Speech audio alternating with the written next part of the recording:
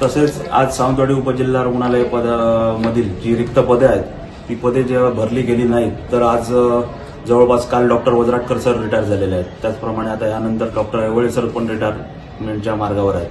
त्यानंतर बऱ्याच जणांच्या बदल्या होणार आहेत. डॉक्टर चौगुले सरांची पण प्रमोशनवर बदली होणार आहे. त्याचप्रमाणे निखिल अवधूत सर यांचा पण कार्यकाळ पूर्ण होत आलेला आहे या ठिकाणचा.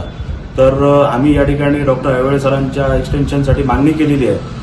पण त्यांचं ऐवळे सरांचं असं म्हणणं आहे की जोपर्यंत या ठिकाणची रिक्त पदं भरली जात नाहीत आणि रिक्त पदं मंजूर करून जी भरली गेली नाही तर यापुढे मी एक्सटेन्शन सुधारणार नाही आणि यापुढे आपण सेवा देणार नाही असं त्यांचं म्हणणं आहे.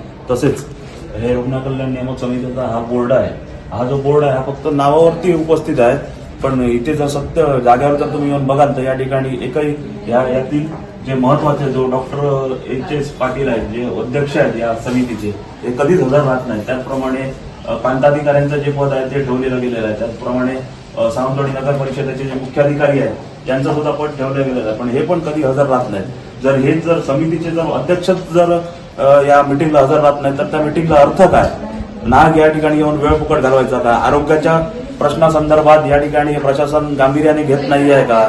आरोग्याच्या बाबतीत लोकांच्या जीवाशी खेळणं हाच एकमेव त्यांच्याकडे पर्याय उरला आहे का? बांधकामचे अधिकारी सुद्धा बोलून सुद्धा येत नाहीत. त्याचप्रमाणे एमएससीबीच्या डिपार्टमेंटचा पण कोणी येत नाही. तर या ठिकाणी माझं जिल्हा शल्य चिकित्सकांना एकच आव्हान आहे, पुढच्या जर तुम्ही मिटिंगला हजर राहिला नाही तर या पुढच्या सर्व सभा या आम्ही त्याग केला जाईल.